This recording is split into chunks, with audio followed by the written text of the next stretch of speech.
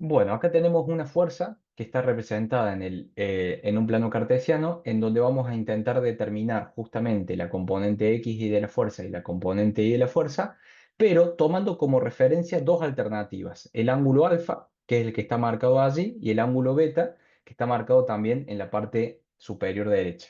Recordemos que la función seno de un ángulo relaciona el opuesto de ese ángulo, el lado opuesto de ese ángulo, contra la hipotenusa, mientras que el coseno de un ángulo relaciona el lado adyacente contra su hipotenusa. La hipotenusa acá siempre va a ser la fuerza F, que es la hipotenusa de ese triángulo rectángulo, mientras que el lado opuesto o el lado adyacente va a ser siempre relativo a qué ángulo tomamos como referencia.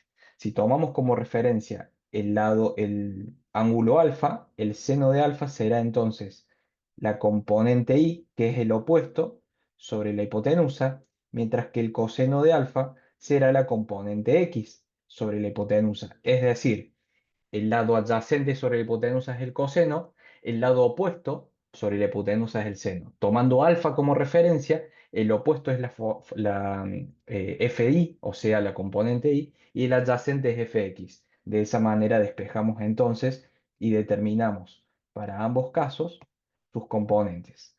Componente I será la fuerza por el seno del ángulo, componente X será la fuerza por el coseno del ángulo alfa.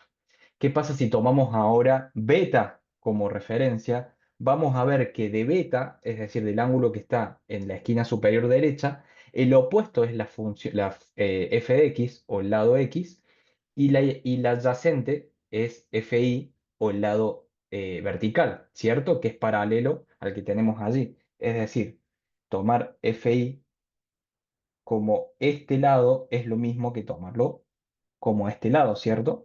Entonces va a ser en términos trigonométricos el lado adyacente.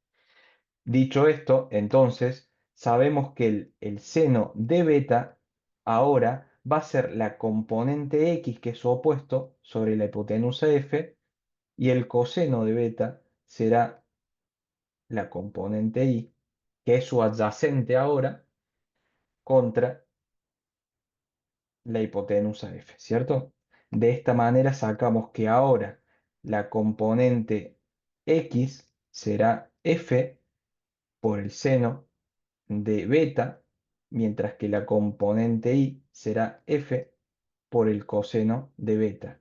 De esa manera es importante que recordemos que vamos a utilizar la función seno o coseno siempre en relación a la referencia que tomemos como ángulo a la hora de hacer los cálculos de la componente y de los datos que tengamos en última instancia.